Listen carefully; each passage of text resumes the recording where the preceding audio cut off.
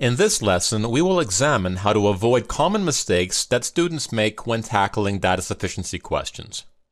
The first tip is, do not assume that numbers are integers. For example, in this question, we want to find the value of x. Statement 1 tells us that x is less than 5, so it is not sufficient. Statement 2 tells us that x is greater than 3, so it is not sufficient. Now, if we combine the statements, we see that x is greater than 3 and less than 5. If we assume that x is an integer, we will conclude that x must equal 4, in which case the combined statements would be sufficient. However, there is no reason to assume that x is an integer, since there is no mention of this in the question. So x can be any number greater than 3 and less than 5. Since we cannot definitively determine the value of x, the combined statements are not sufficient, which means the correct answer is E. The next tip is, do not assume that numbers are not integers. For example, in this question, we have a class of students, and we want to determine the number of boys in the class.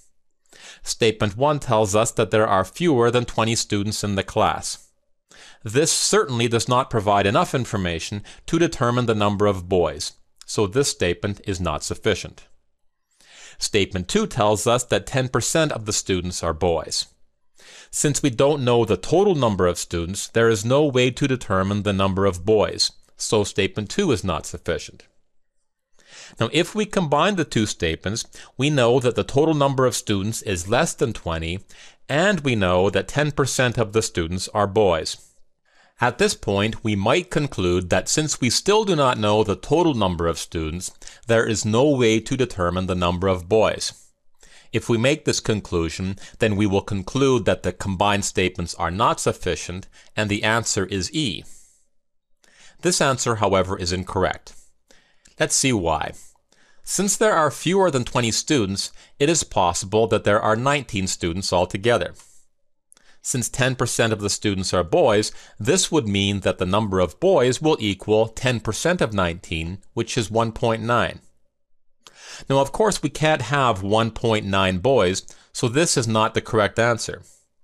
Perhaps there are 18 students in total. Well, that would mean that there are 1.8 boys, which still cannot be the answer.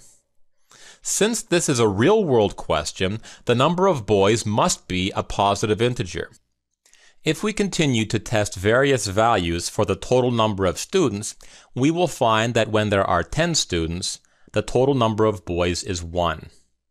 For all other possible values for the total number of students, we will find that the number of boys will be non-integers. So if we recognize that the number of boys must be a positive integer, then the total number of students must be 10, and the number of boys must be 1. Since the statements combined yield only one possible answer to the target question, they are sufficient, which means the correct answer is C. Now, the next tip is related to the last example. It is, do not assume that numbers can be negative. Now, in this question, we want to find the value of x. Statement 1 tells us that x squared is equal to 400. If we solve this equation for x, we see that x can equal 20 or negative 20, which means our statement is not sufficient. Now compare this question to this one.